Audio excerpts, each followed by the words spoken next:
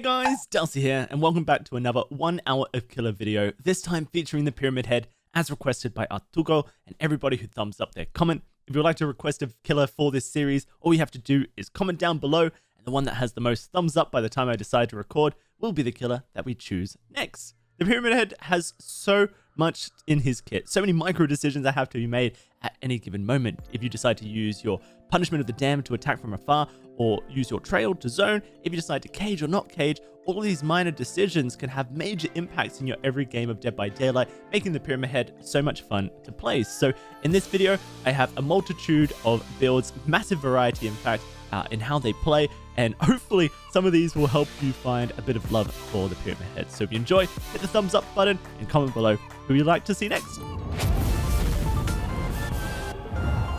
Alright, so to kick things off, we're going to do the Undying Devour Hope build, just because Devour Hope is my favorite killer perk in the game, but until Undying released with the rework, it's kind of been very inconsistent. We're just going to pair that with I'm All Ears for fun factor, hitting survivors through walls, and Sloppy Butcher to try and keep the survivors injured. That will help us, I guess, get shorter chases and stack up our Devour Hope totem. Alrighty, so Dead Dog Saloon is actually a really good killer map in general. But one of the maps I dislike playing Pyramid Head on, and it's because of this like ramp area here, right? You can shoot the trail down a ramp, but you can't shoot it up the ramp. So depending on where the survivors approach the loot from, it actually can be pretty tricky to play Pyramid Head around some of these structures. Like here, for example, up the ramp you can't shoot, but down the ramp you can. One thing to keep in mind though about this map is it is really important to... I think I shot that off the stairs. I did, yep. To break down these doors ASAP. Because if you do get yourself into a chase with survivors, then you're going to really miss out on that. There's I'm All Ears coming into play. She goes down. And she comes up. And now she's in chase. So down the ramp you can shoot. But we missed it there. Oops, she did turn around there. Well played for her. We'll just take the basic attack because we're here and we want to apply that Sloppy Butcher. And I think she's in trouble. If she goes into the building, we won't be able to hit her with our trail until we're in the building with her. Oh, that was life. I didn't even see the movement speed coming up. That was a really quick first gen as well. We might switch targets here and apply Sloppy Butcher to this Bill, who clearly doesn't know where we're at. I'm looking to see if there's any survivors on the Gallows gen. There isn't. There is one up here, though. Let's see how Bill plays it. He's just wrapping around, not in a very smart way, I'd have to say. We'll hit the Dwight. We're looking at that Kate coming up the stairs. I think she's going to run into us here. Maybe she's going down the stairs herself. Let's see if she plays really slow. Everyone's going to be injured here, which is going to help a lot. Oh, she's running away from the loop. Good for her. That's the other aspect of this this map that makes Pyramid Head harder, is that pretty much every loop is really short. Short loops are bad for Pyramid Head. It's really easy for a survivor to play around a short loop versus a Pyramid Head, because where are they gonna... They're most likely going to try and run away from the small loop. Does he go through the window early? No, he doesn't, but he does fall down in front of us, so he's in a bit of trouble. Alright, so with everyone injured, now it's just about snowballing. Let's try and get this this Dwight into the Trail Torments. You can shoot all the way down this loop here. It is one of the cool things about this map. He dead hards, he gets Trail Tormented. Now he has to vault the pallet. He goes down. We're going to chuck him in a cage. Oh, no, we're not, because we're playing Devour Hope. Normally, we would chuck him in a cage, but when playing Devour Hope, you want to hook, actually. I'm just surprised that everyone healed here. That is crazy. Alright, let's look to find a survivor on a gen. You can see that one has good progress, but there's no one up there. That means that the survivors are back here somewhere. We get a Devour Hope token already. Or they're not on gens at all. There is a survivor back here because of that crow that just landed. And there it is, flying up. Use crows to find survivors, really important. Bill runs into us. Let's apply Sloppy Butcher. And coming up here is obviously a really bad idea. I use the trail of Dwight falling to be able to find him. Where's Bill gone? We're just going to slug him here. You can see that Kate's upstairs on the gen. And that gen gets done. Good for her. Let's use I'm All Ears here. Catch out the Bill. And we're going to look to hook him and start getting those Devour Hope totems stacked up. There's a hook right in front of us. Dwight's been picked up, but we can go straight to him.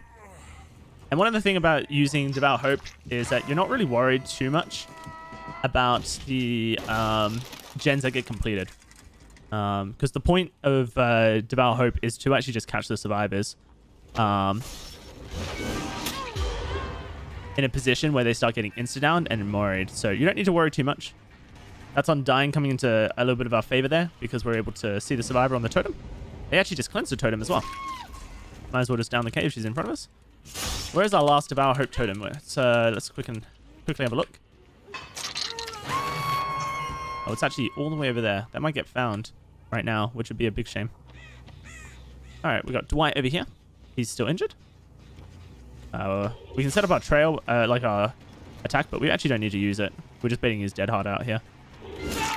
And downing him before the survivors unhook the cape means that they're not going to have information about Devour Hope as quickly as they would want it. So we're in a good spot here. Our totem seems to be fairly well hidden. Maybe we'll be able to utilize it well. Now, in theory, we should be able to use our ranged attack here to down the survivors. And them... Oh, whoops, that was really bad. And them not know that we actually have Devour Hope. But I don't think that's currently working, unfortunately. Is this Bill going to the pallet? I think he is. Nope, he's trying to go upstairs. I don't know why he's doing this. We're just going to down him with Devour Hope because I'm done playing silly buggers. So yeah, ever since this update, actually, Devour Hope's just revealing on any attack, which is really, really frustrating because that never used to happen. But now it is happening every time. And kind of feels like, you know, builds like this on killers with a special attack that were essentially designed to be able to hide and mask Devour Hope have lost favor. I'm surprised he could drop that on me, but he was able to. He dead-hearted past it. Okay. So we actually have this guy jumping in a locker, which is a great fake for decisive strike, but we can see on our HUD that there is no obsession, meaning there's no decisive strike. So let's just mori him with the final judgment. And we can go and try and find the Kate and the Claudette. We've hooked the Kate once, but not the Claudette once, I think. So if we can find the Claudette, then she's got full hook states on her. A shame to see that the build killed himself on second hook, though. A lot of survivors seem to do this these days when it comes to Devour Hope, is just get on out of there. There's a pallet there, but she's ignoring it. She's kind of trapped herself a little bit. Alright. If she goes up the stairs, we won't be able to shoot our trail. We just wait for her to get herself locked in animation a little bit. So hopefully we can get Claudette to unhook so we can get a Devour Hope Mori coming out. But the good news obviously is that Devour Hope has allowed us to down survivors quicker. And it's kind of just paused this game. That's the other facet of Devour Hope that is really good, is that it pauses games. You know, the survivors need to go find the Devour Hope totem, and so because they're trying to find the Devour Hope totem, they're not progressing the game and not doing generators, all that good stuff, and they end up in trouble. So we're actually going to get our Devour Hope Mori onto the Claudette here. If we can down her with an insta down, then we'll do that. If not, then that's fine. I'm going to just hold my trail to try and force her to go around the shack. Like so. So that actually gets cut out because there's no ramp down in the shack here. Where this shack is actually really frustrating to play around. This is good. We stop her from dropping the pallet just by zoning. And now we can just M1 her for the insta down. And this will be our first Devour Hope Mori here. Oh, almost caged her by mistake. It's nice seeing the actual Mori for Pyramid Head, because you see the final judgment all the time, but infrequently do you see the actual Mori. Kate finished healing. I suspect she's somewhere around here. See the crow here landing 15 seconds ago? She would have been setting that crow off. Let's just see if she's creeped down here. No, it doesn't look like it, so she must be back here. There she is. In the bush. We ran into her. Perfect. And now we can mori her as well. Oh no, really? There was no cacti there before. Oh, I'm so sorry, guys. What a terrible... Oh, that's a little bit better. You get to see the blade, at least. Oh, well. Unlucky. Hey, we got to get to mori some survivors.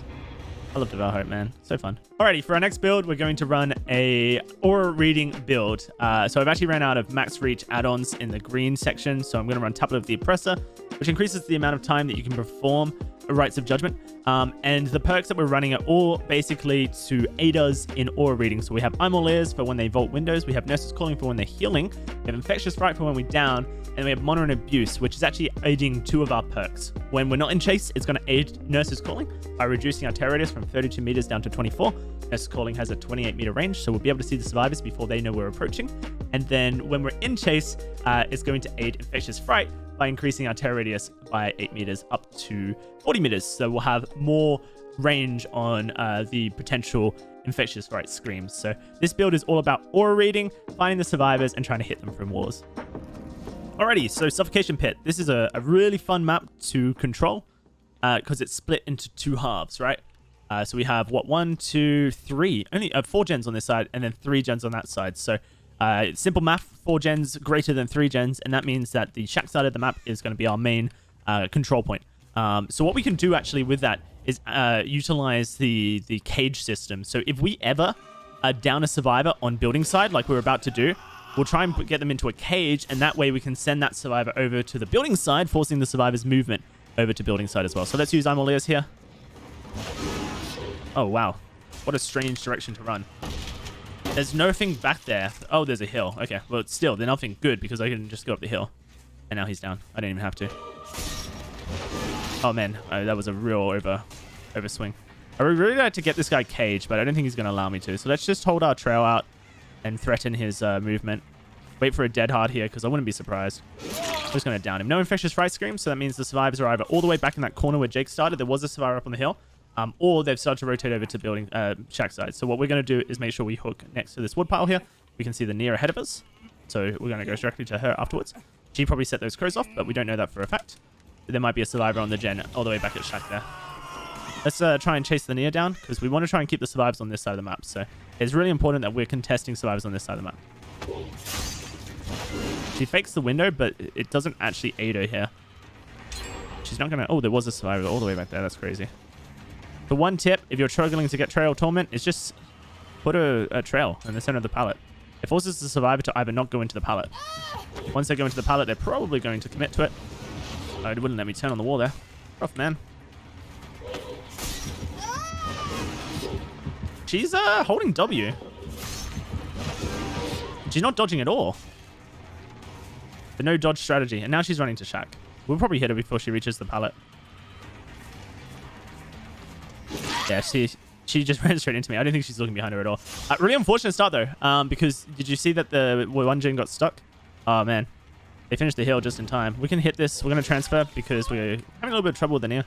I'm struggling to read her, essentially, is my problem.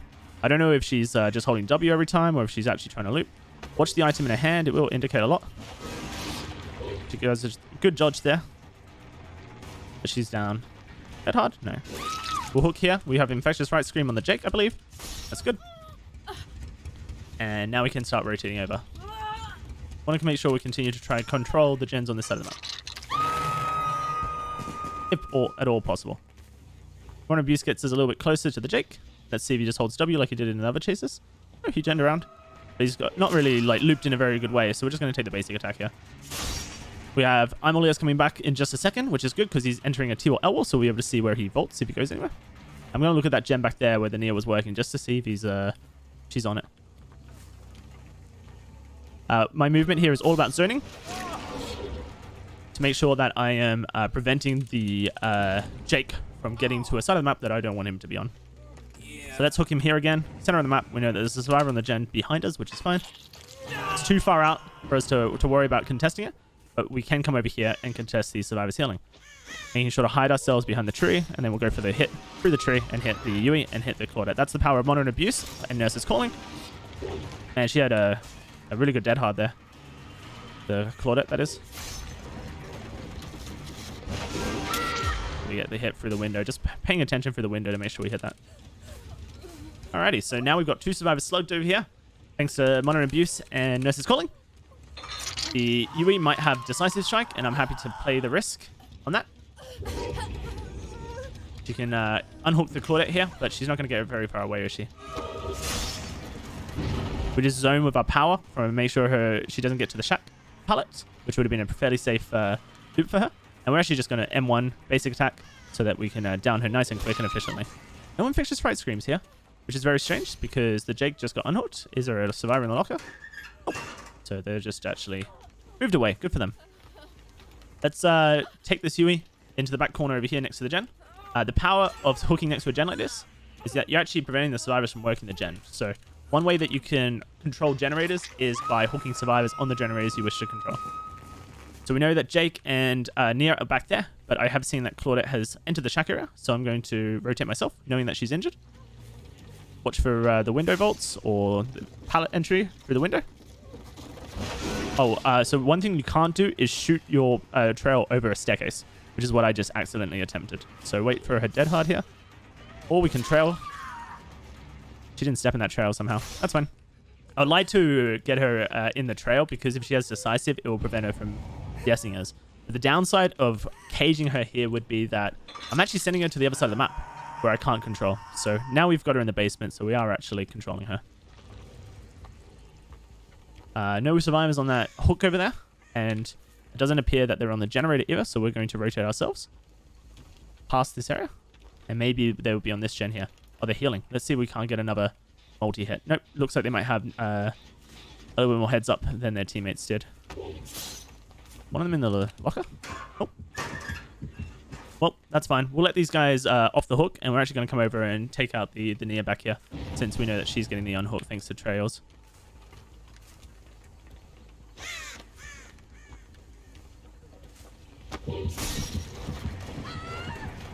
Alright, so one thing that just happened is that the Claudette finally stepped in a trail torment. But this is the power of Pyramid here. If we want to get a survivor out, and it would be actually really healthy for us to get a survivor out of the game right now, then all we got to do is, there's that dead hard that I talked about earlier, is take out this Claudette. Because she stepped in the trail, she gets Final Judgment. We don't have to worry about Decisive Strike, and that's her done. So we can come over here, and we can start to contest the generator here that we need to control, which is great. Push the Jake off it. He's just going to run a straight line by the looks of it. Is there a pallet here? There is not, so there's no need to go for a attack. We've got Yui ahead of us that we've just discovered. Watching Jake's movement. It looks like he's going to stay in the jungle gym area. I expect a double back, but it's hard to know with this Jake. He's movement's a little bit peculiar. Evidenced by the fact that he just left one of the strongest pallets in the game to run to a T-War. And then he's like cutting back in on himself. That's fine. Let's leave him. Let's see what we can do with nurses here. That's a double hit. Nurses and monitor, guys. It's so powerful.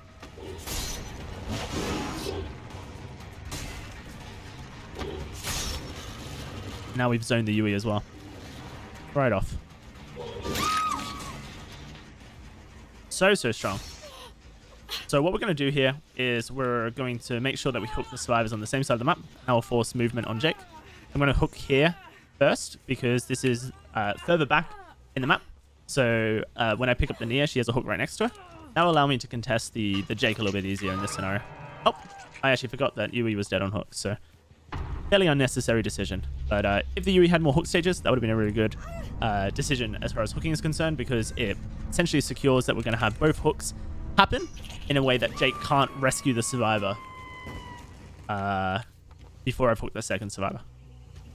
Let's do some scouting for Jake. We know he came to this side of the map. There is a chest over there, so he potentially is taking to the chest. Nope, he just ran straight for the rescue, so good for him. Set up for it and ran straight in. I see Neo's going from right to left, and I'm looking for Jake, and he's actually just all the way back of the map, taking a medkit from dead Yui.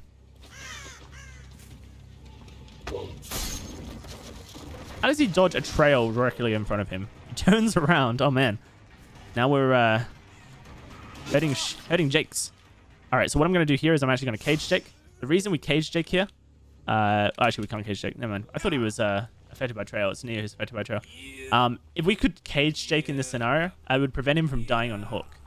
Actually, but he's dead on hook anyway, so it would have been a final judgment. Man, it's so important to keep track of your hooks.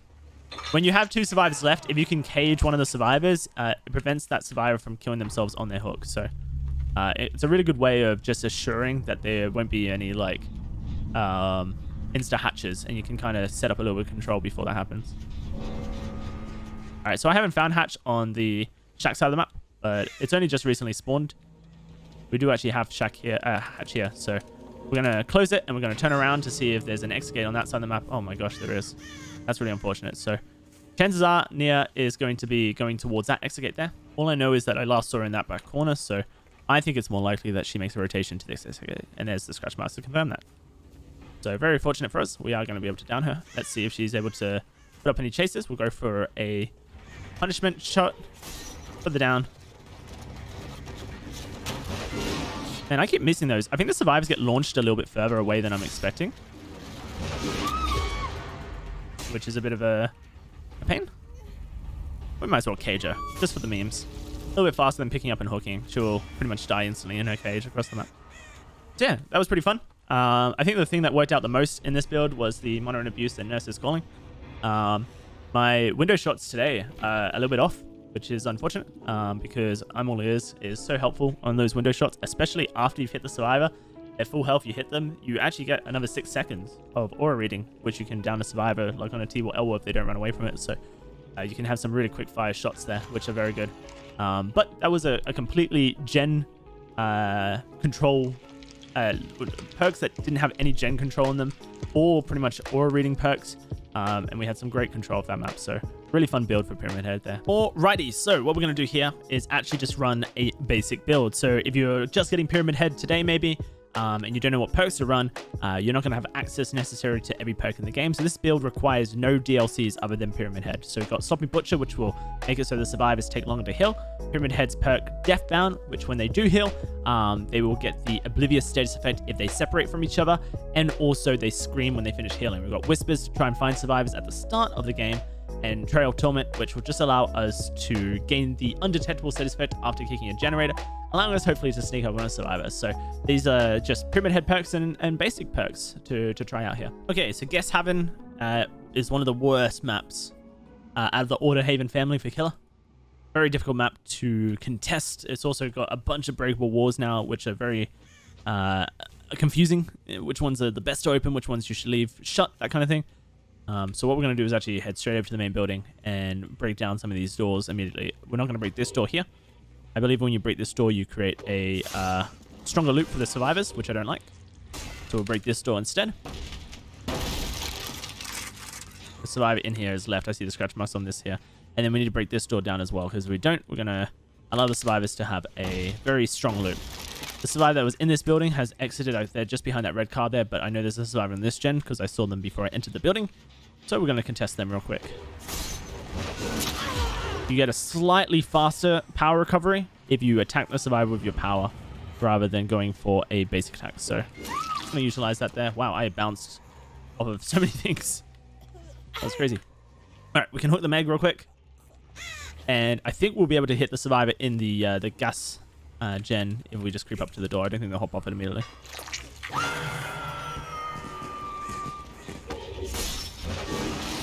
I'm aiming at the side of the gen so that I can hit the survivor on the side, but it looks like the survivor immediately ran away.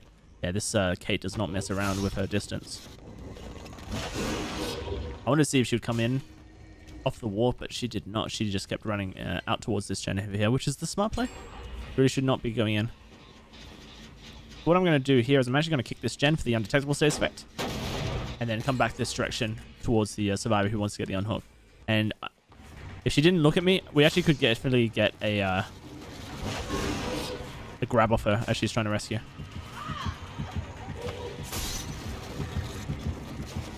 See the way she swung out?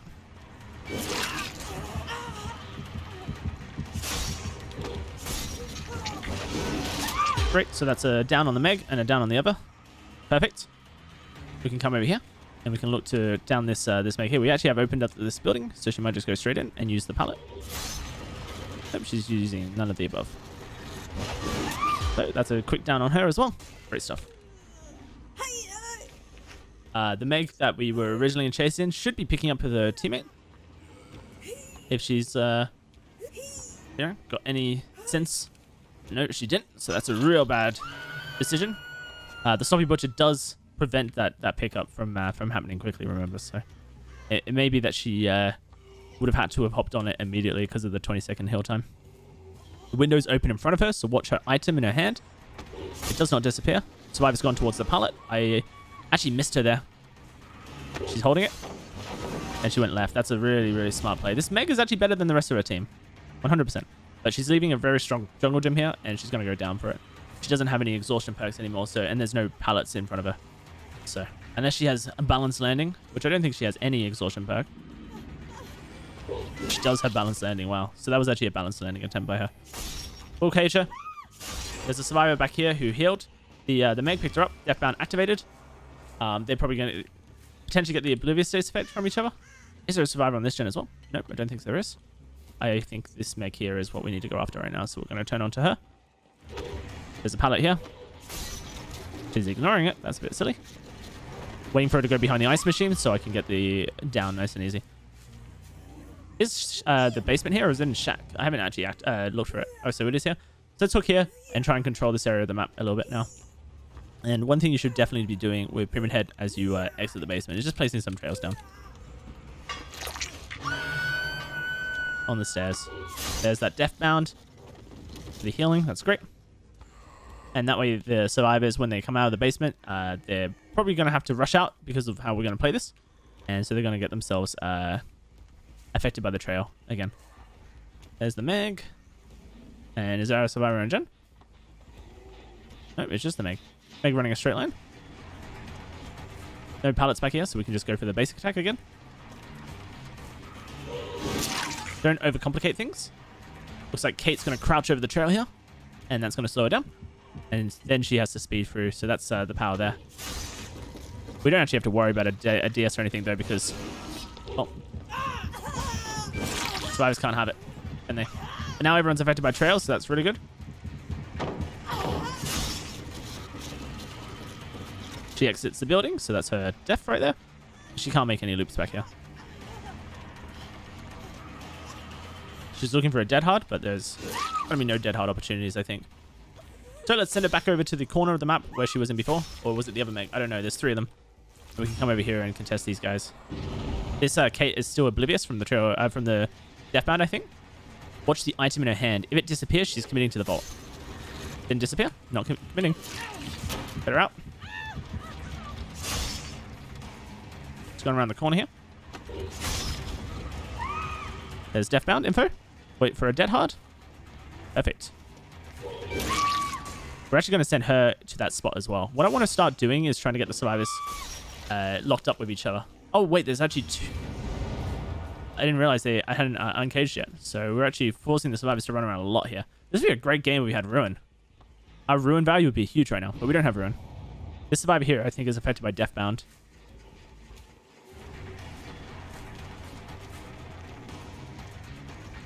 Should be able to get two of them here pretty quickly. Trying to force the Kate to come towards me. Let me see, she has dead hard, right? Oh no, she doesn't because of the cage. We don't have to worry about that. And then we've got the Meg here, and we're just going to go after her immediately. Switch targets easily. She has a pallet in front of her. She has a shack in front of her as well. But if she decides to go left, then she's really relying on balanced landing, which we can actually set up a attack on, but we missed it. I think we stepped up the hill just a sec, and that means that we missed it. That's unfortunate. So let's come over here and make sure the Kate doesn't get picked up. Watching the icons so that we know if she's been picked up or not. We're in a bit of trouble here. The survivors could very easily get the last two gens done by just committing to them now. He fakes. He fails. The dead hard should be back up, so we play around that. Let's cage her again. Try and send her into the center of that 3-gen area. Oh, hello. Can't blind a killer who's caging, so that was a very silly decision by the Meg. She just put herself in danger's way. Trying to get her sprint burst back. It's not working very well. This Meg must have Deathbound on her. She's also dead on hook, that Meg. So what we're going to do is we're going to damage this. I don't think it's going to do much, but we do get the Oblivious States effect. Where'd the other Meg go? I think she's kind of close. Is she not? Maybe not. Are these guys going to come to this gen here? I don't know what they're doing. Let's just go for this Meg. I think she's dead on Hawk anyway. So we can just final judgment her.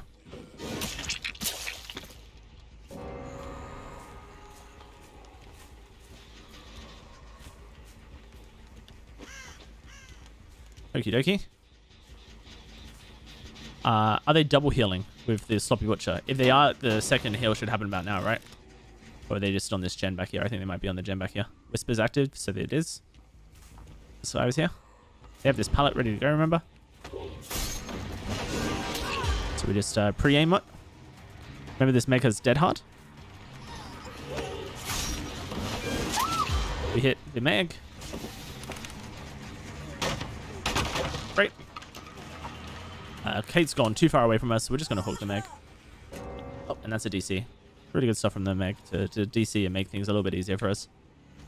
2 to go. With 2 gens remaining, so we're in a very strong position. Kate's ahead of us, so just going to check to see if the survivor's there or not. I don't know if the Kate's the best choice here or if the Meg's on this gen back here. What I'm going to do is I'm going to slide sideways, look at the gen. I see that it's regressing, so I can go for the Kate and commit. She runs into the wall here, so there's no need to use our power. We'll just go for the basic attack. Kate keeps running into the back corner, but there hasn't really been any loops that she can utilize back here, so it's a very dangerous decision. Wait for a dead hard.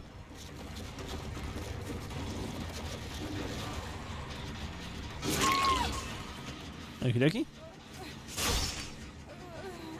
And so it makes you wonder where the last Meg is. We found Hatch, though. I don't know if you guys noticed that, so we don't have to worry too much about the Hatch. We do have Whispers, so we'll be able to use Whispers to find the survivors nice and quickly. Which exit gate they might be near once this hatch is closed. What if she's behind there? That'd be pretty funny. Oh, well, there she is, revealing herself right at the end. Very good of her. So let's follow her down and see exactly where she went after popping that generator. Whispers is currently not active. It is now. And I can see the scratch marks behind the building, so we're going to follow those. And there she is. I think she might have a key. So if she does, then there's a real possibility that she'll find the hatch by seeing the direction that we came from.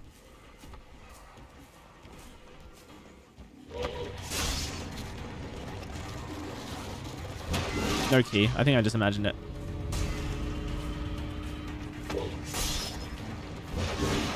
I don't know where she went. I think she went around the shack. Yeah, she did. Her hand looks so floppy. Alright, GG.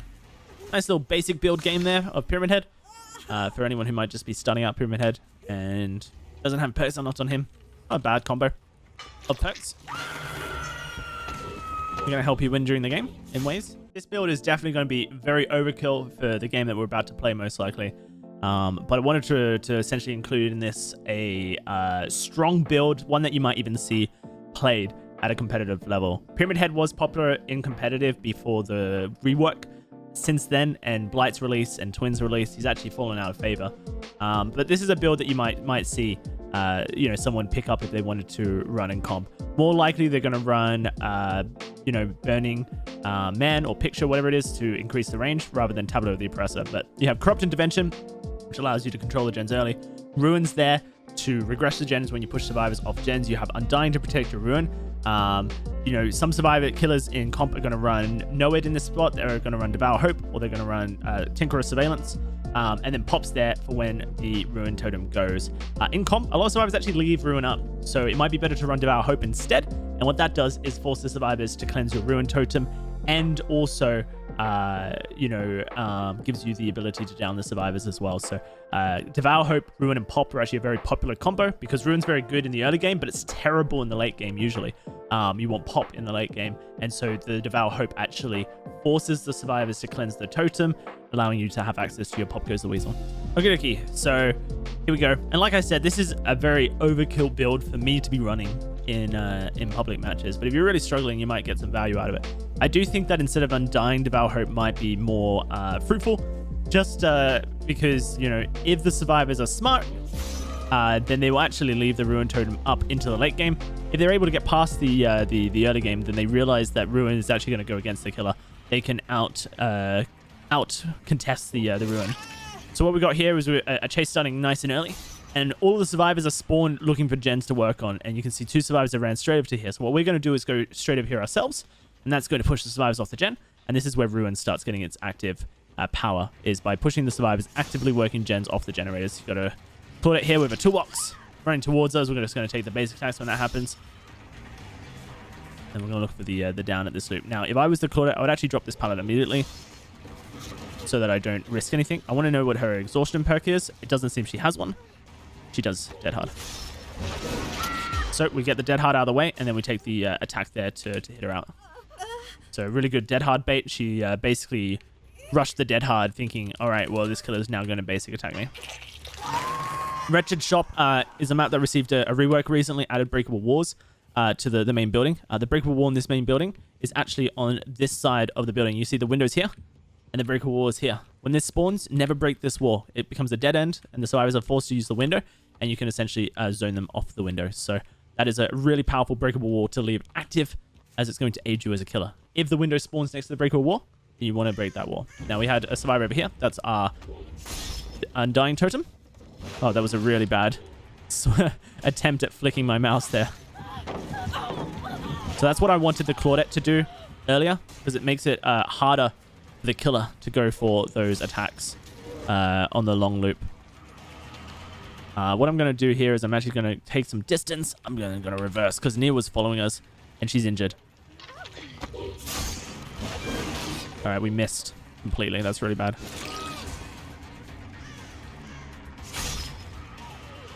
Oh, Nia's no longer injured. Was it the Yui who was injured? I may have got my things mixed up. No, Nia was injured. She healed herself. Good for her. All right, watch this LOD. Let's see if she vaults. She does. So we go for the attack. If she didn't vault, we would just release our attack there. That would have been fine. Take her out. We still have our Ruin active. Our Corrupt still active. The survivors... Oh, our Corrupt actually just expired. The survivors are struggling right now to get gen pressure due to the build that we've got set up. So I'm going to hook over here. I want to hook kind of in between the gens I want to control. We've got 1, 2, and 3 gens. This is our 3 gen that we're going to control. Pop goes the weasel. Once Ruin gets popped, our Ruin is in the main building. So we don't need to worry about that right now. That gen over there, once it goes, it goes. And push the Claudette off this here. And what I would actually like to do is force the Claudette to vault the pallet. There is a trail. Did it just expire? It did. Wow, that's really fortunate. Get that trail back up there. I don't know if Claudette has Decisive Strike. If she does, we don't want to play around that too much. I think she's going to try and dead hard towards us. Yep, she did. I'm trying to get her in the trail so I can hit her, and I'm actually going to cage her here, guys. I don't know if her Decisive Strike could still be active, but I'm not going to risk it. That's something that you need to utilize, is the cages. Also, this splits the survivors off their generators. If they want to rescue the Claudette, they actually have to hop off their generator, which will regress it with Ruin. So that's the Ruin coming into play again. And there's the survivor finishing the main building gen, and that's fine. The good news about the main building gen being finished is that they're probably not going to enter the main building other than for loops and chases. So, ooh, we must have been just out of range there. Yeah, I think we were. What we'll do here is we'll go for a trail onto the window. We can hit her right through the window edge, and then we're going to come back towards her. This is shack window here, so get ready for the hit. Perfect. And it looks like this LOD has gone second stage, which is a massive shame for her. If we had managed to get the LOD into a trail, we'd be in a really good spot right now. Hit the 2-for-1 here.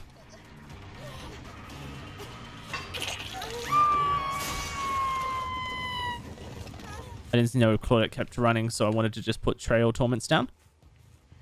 On the safe side. I don't know where LOD is going either. She's going for the unhook. Borrowed time unhook, good for her. Let's hook this Yui here. LOD has Decisive Strike, that's fine. I'm not too bothered. This is a really good time to get rid of it, essentially.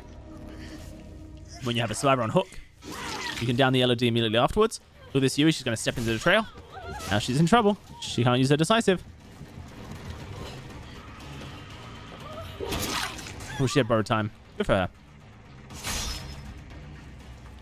This Claudette has dead hard. Wait for it. The survivor's coming for the pickup on the LOD because she's dead on hook.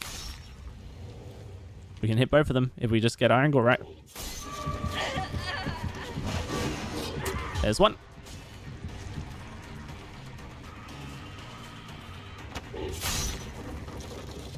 If this Nia goes up the ramp, we can hit her.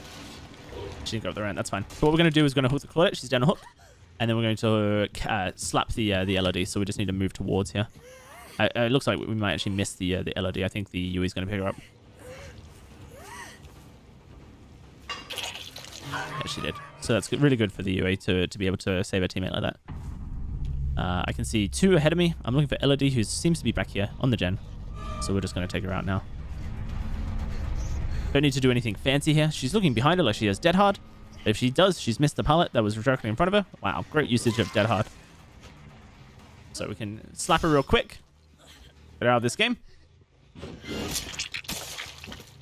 We'll cut around the main building here to see where the Nia is. Scratch marks in the cars in front of us. We've got a T-wall L-wall as well. Not a very strong loop. There's a survivor on this gen, it seems, but that's fine. We're just going to ignore them. Alright. I go for the attack, but that's actually really low percentage play. You better just use your basic attack here. Oh, man. Alright, well, very fortunate for the Nia to avoid that. I misplay. She doesn't get any distance here to escape and make the window or anything. Just need to make sure we cut in so that she doesn't get a fast fault. I thought there was a Yui on this gen. But I can see it's no longer regressing and doesn't have any progress on it. So that's fine. We're going to come and hook the Nia. Nia has not been hooked yet this game. So she has 3 hook stages, and we can see the Yui coming for a Sabo, which is great for us because we can hit her down. So what we're going to do here is we're actually going to drop the Nia. We're going to cage the Yui, and we're going to watch the Nia's movement here. Watch the Yui. Yeah, Nia. Yui's going to go back there, I believe. But there's a small possibility she ends up in front of us, which would actually be more ideal if she ends up in front of us, because Nia will go straight for the uncage, and then we got both of them ahead of us. So we hit the Nia, hopefully. Or not, that's fine. We should slug for the 4K though, as we're trying to showcase a strong like comp build, and that would be what you were doing if you're playing in this kind of scenario, is playing for the win, playing for the 4K. So let's take out the Nia now. I'm starting to realize that the Nia does just walk a straight line through pallets like so.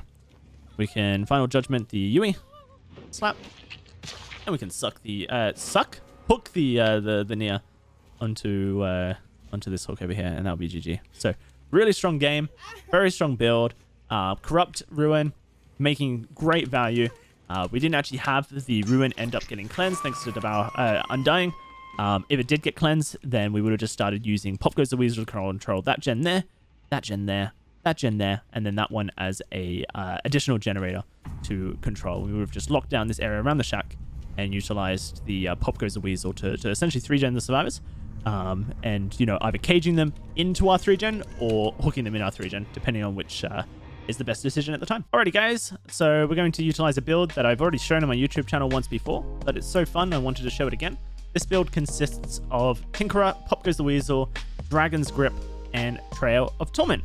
So the point of this build is that you go and once Tinkerer pops, you know which generator is close to finishing, so you may go and kick it with Pop Goes the Weasel. When you kick it with Pop Goes the Weasel, you apply Dragon's Grip to the gen, meaning that if a survivor comes back and touches the gen, they become exposed. And you also apply Trail of Torment to yourself, making it so that you become undetectable until the generator gets touched. So this build essentially snowballs on the act of kicking your generator with Pop Goes the Weasel. That's the entirety aspect of the build, and when you do so, you're gaining undetectable as well as a potential exposed status effect as well. So very fun build for Pyramid Head, in my opinion. Okay, so I just wanted to cut in here to give a bit of context as to the game that I'm about to play, as it is against a 4-man Swift that have multiple spine chills, and as they're playing in a 4-man, I suspect they're probably talking to each other throughout this game. So they have literally every tool necessary to beat what is in fact a very gimmicky build, and is not designed to be your ultimate, best build, super competitive, always going to win. It's meant to have a lot of fun and utilize perks in a unique way. But unfortunately, because of the way that these guys had their game set up, it just wasn't possible really to pull it off. So what I'm going to show is actually just the end of this gameplay, because there's a lot of caging decisions that I think are very informative and educational and can showcase how you can generate pressure as Pyramid Head. And then what we'll do is do a full gameplay afterwards, showcasing the build, how it's meant to be utilized versus a team that isn't fully prepared, I suppose, for every gimmick that we're going to throw at them.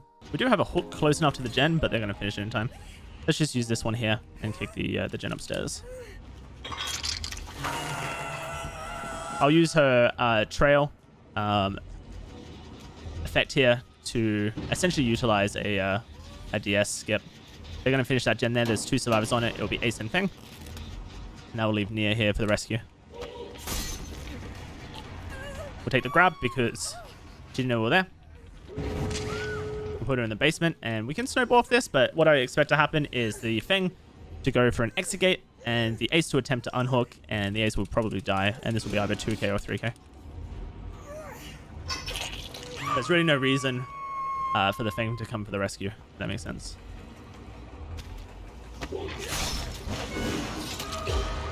We hit the Claudette. She had adrenaline there. Good for her. Not much you can do about that. So Feng is going to be on this exit gate back here. This is her scratch marks. Oh, this is actually Claudette's scratch marks. I can aim through the wall, hit a survivor on the exit gate, but I don't know where Feng is. I think Feng's getting the rescue right now, actually. Ace will be getting this exit gate open over here. So what we should do is come back for ourselves. Oh, this is Feng here. What are you doing, Feng? You're a little bit out of position, aren't you? This Feng had a sprint burst, so we don't have to worry about her dead hard. We'll cage her. That will send her to the other side of the map, which will probably be upstairs. Pretty hard for the survivors to rescue from there. You can see the survivors turn their heads immediately. That's a really good indication that Feng did go over here, like we assumed.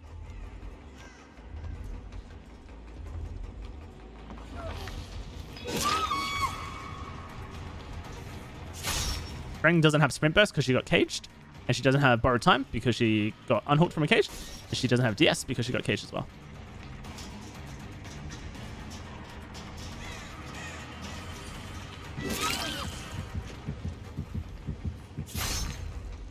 Ace is here for the pickup, most likely.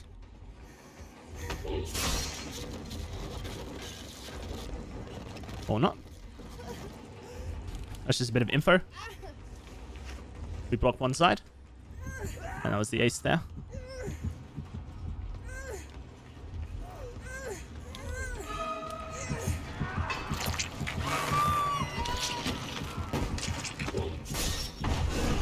Has he gone upstairs?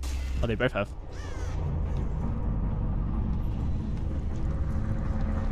I don't see the Feng. I do see the Ace though. She must have left out the exit. Pretty good for her. I've given him pallet here, which is not a good decision. You want to make sure you stop the survivor from getting the easy access to the pallet.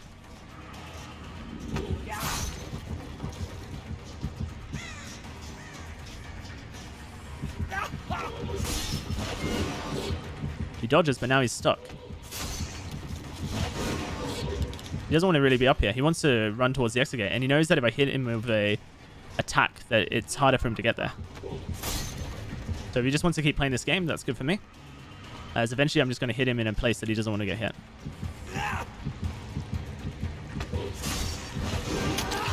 Like that. And then we cut him out. Just like that. This pallet's already been dropped. Feng dropped it earlier. Good dodge.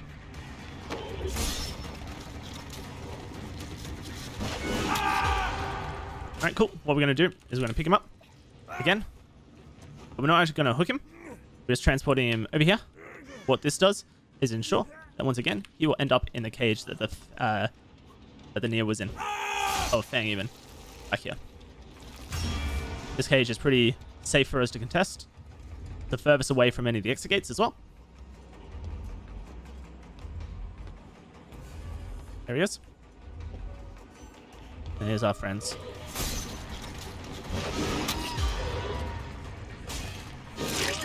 Alright, so we're going to gain one of these 2 survivors here, depending on how they play it.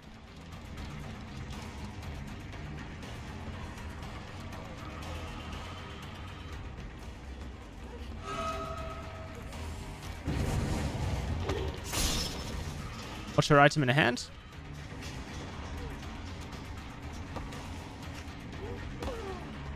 So this is really annoying that the survivor went down that way because she can actually really outplay me here.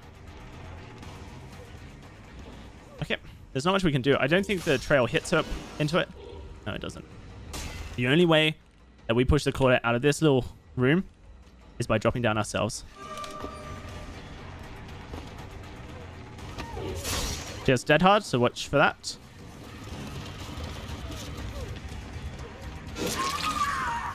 Perfect. Pick her up.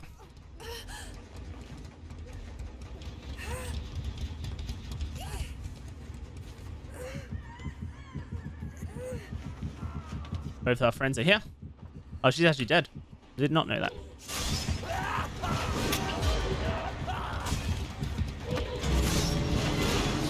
I did not hit the thing. Alright, it's silly.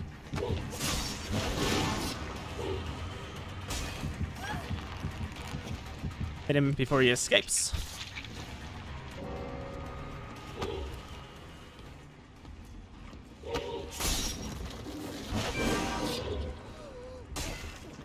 Thing's just sitting here. Maybe she has Unbreakable, the Claudette, that is.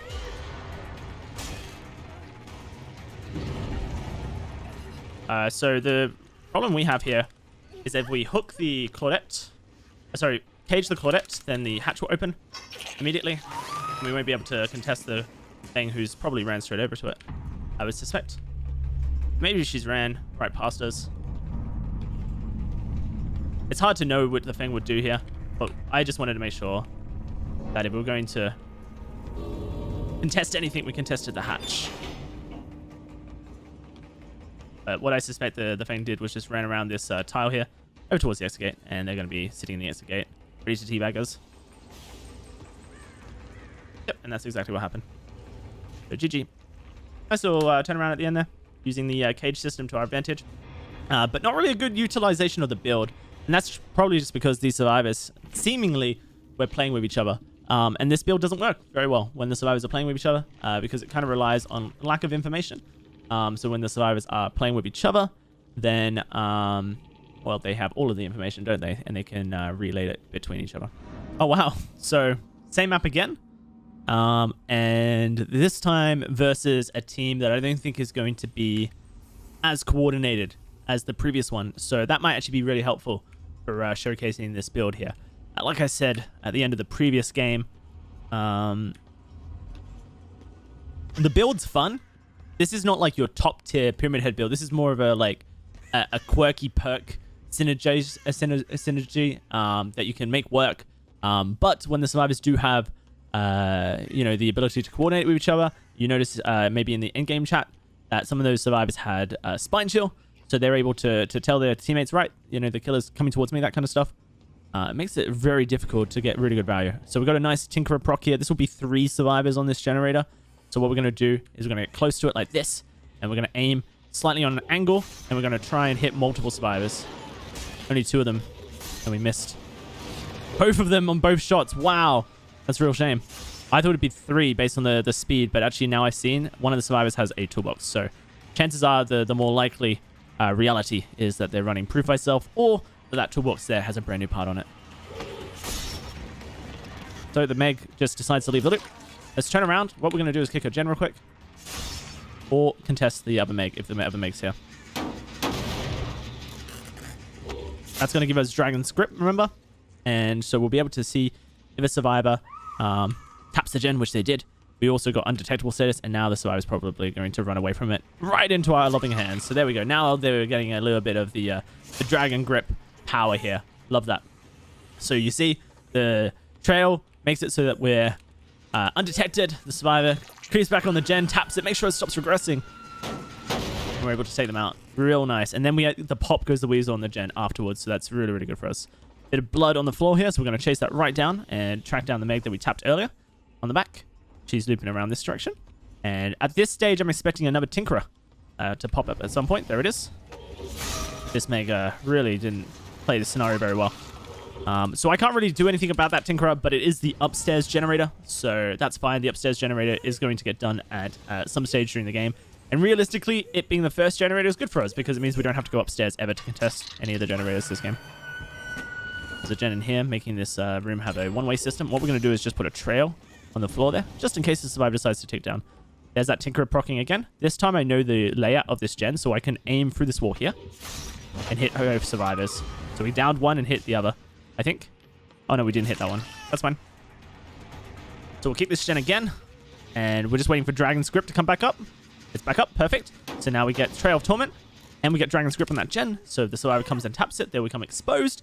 And also, we have the undetectable stairs for this little bit. So the survivor did end up having Decisive Strike, which is a bit of a shame because we never got to put them in a Trail of Torment to be able to avoid the DS.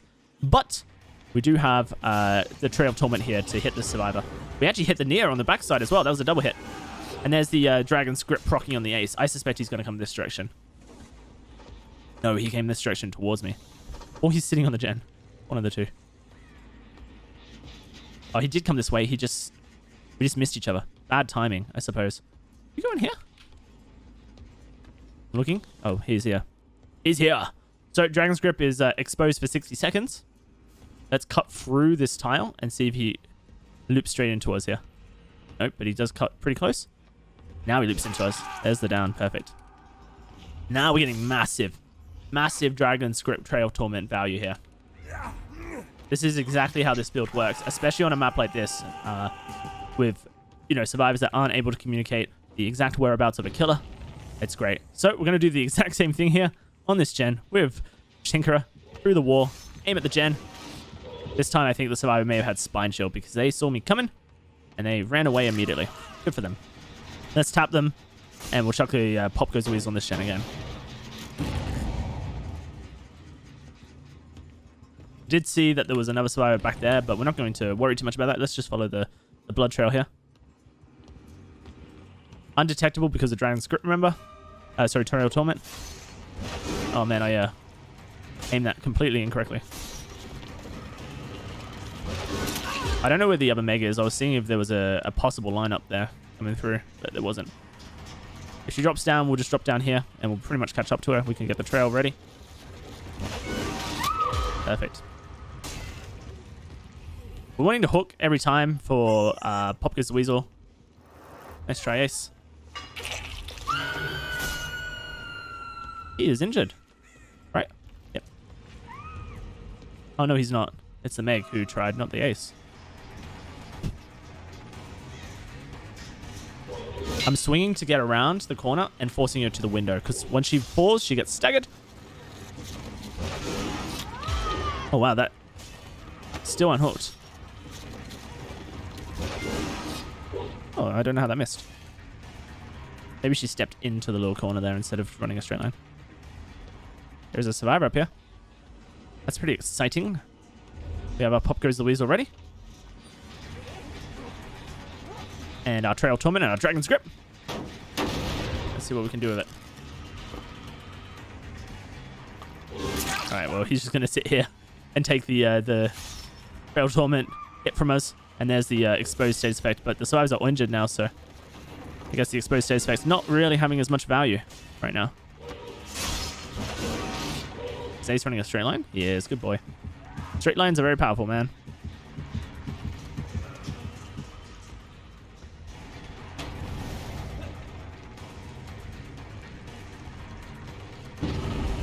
Alright, let's go see if we can't contest this near here. Oh man, I think they might have Spine Shield. Seems very heads up of where we're at when we're undetectable thanks to Tinkerer. This is a dead end in this room. As Nia has just discovered. Alrighty. We'll pick her up and hook her, and that way we have the Pop Goes the Weasel ready to go. Our Trail Torment's ready to go as well. Dragon's Grip's going to lose a little while because it actually activated on the Meg. We won't have Dragon's Grip just yet, but we could wait. It's almost up. This gen here is not high enough progress that we want to kick it with Pop anyway, so waiting is definitely a good shout right now.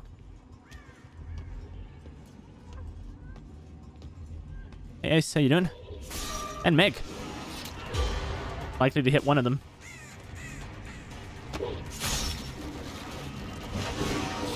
I like that the survivor came in to take a hit, But taking a hit for a survivor when it's Pyramid Head and he can shoot you through the wall, not always going to work out for you. So, yeah, keep that in mind, I guess. I will hook, and we'll look for a Pop Goes the Weasel on a gen, hopefully, that has some progress. So for anyone who's liking the build so far and has felt like we got some good Dragon Script value, Dragon Script's actually in the Shrine right now. It's one of Blight's unique teachable perks. I personally think it's a fun perk, but it's not necessarily a strong perk. You know, it's for a fun time. So good to keep that in mind. She did not dodge at all. Holy moly. Yo, nice to see ya. Mapias, thank you so much for the Twitch Prime. Welcome to the treehouse. Hey guys. Oh man. I'm popping. Good for her.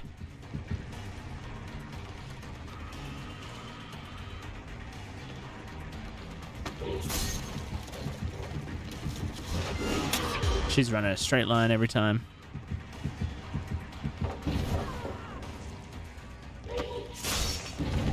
Ooh, nice. Tinkerer, let's see if we can utilize it through the wall here. No, the survivors hopped off the gen. They probably saw the Meg run past and they got freaked out. I would, personally. Oh, it's the Nia, never mind. We suspect that the Nia has Spine Shield, don't we? But this gen here won't have a Nia on it. What happens? It's the Meg. She just sticked the gen. Meg, you're a maniac. Oh, that missed? Oh, this is a bad place to stay. But we can just down her. We're actually going to go for the... Did they finish that gen over there? I think they probably haven't by now. Hi guys, how you doing? Okay. So what we're going to do is we're going to hook this Meg. She's dead on hook. We're going to slap this Meg. She's dead as well. And then we're going to come over and contest one of these survivors back here.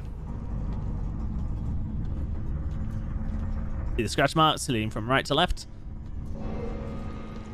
This will be the Nia. Probably. Yes, it is. With our Pop Goes the Weasel, we can't tap that gen. It's going to not do anything, really. It's going to hurt us overall because the Pop Goes the Weasel effect will make the gen stop regressing immediately. It's not trying to take the staircases. Make it so that it stops the gen from regressing immediately, so we don't get any Trail Torment value, nor can we get any Dragon Script value either. I think she just dead-hearted. I saw like an animation for half a second there. And she is refusing to take staircases right now.